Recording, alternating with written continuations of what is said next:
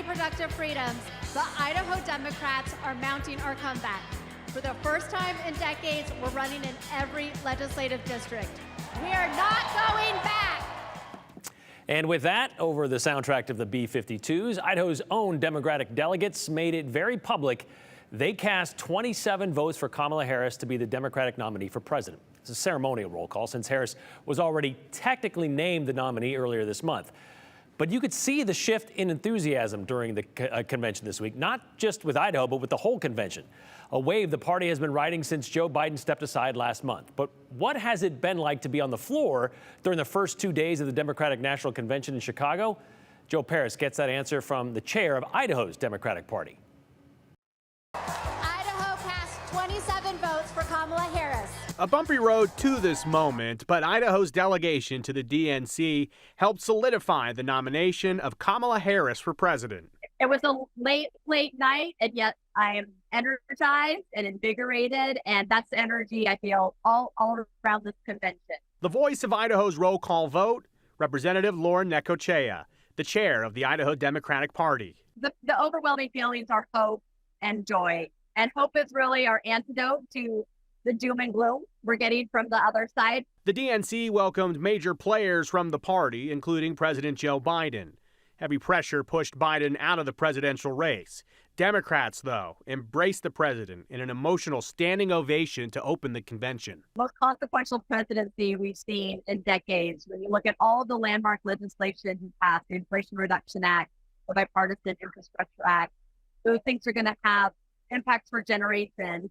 And it's his leadership that brought our economy out of a recession, led us out of a pandemic. Necochea says while it is a celebration, there is a very serious side to the convention. We were reminded of what we're fighting for. When we heard from women who have been impacted by extreme abortion bans, like Idaho's, the women who took the stage, whether it was a woman who was denied care until she was on the brink of death because her doctors feared prison time, or the woman who was raped as a 12-year-old by her stepfather. These are stories that can easily happen in Idaho today. Necochea says that the call to action from people like former President Barack Obama invigorates Democratic efforts in Idaho, one Necochea proudly announced to Chicago's United Center crowd. For the first time in decades, we're running in every legislative district. We're looking towards a brighter future for our state, and we're doing the work, and Idaho Democrats, everyday people, are stepping up all around the state to make that happen.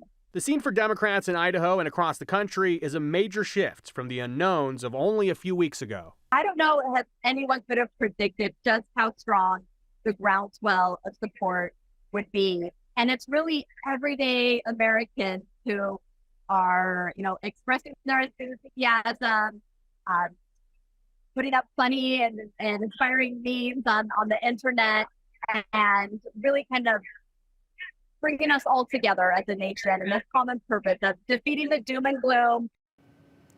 On the docket tonight, the DNC in Chicago, Vice Presidential hopeful Tim Walz will address the crowd at the United Center. And Brian, it's interesting to see the perspective from the Idaho Democrats after we heard from Republicans at their convention about a month ago. Yeah, I wanted to see what their emotion was like during that speech, especially for Biden. Got a little taste of that. But how much weight do these 27 votes carry at the the Democratic National Convention? If you want to talk about it in a pure math sense, so Idaho, they cast 27 votes. There are over 4,000 total. So if you divide, it's less than 1% of all of those votes cast came from the state of Idaho, which isn't really a surprise. I will tell you, though, the party chair who you heard from, Lauren Necochea, she says that really that call to action in Idaho, specifically on reproductive rights, has made that trip a major success. Conversely, the Republican National Convention, Idaho's delegation of 32, I think is about 1.3% of the 2,300 or nearly 2,400 delegates there. So about the same. And it's based on population and how many people voted for a Democratic candidate in the last election.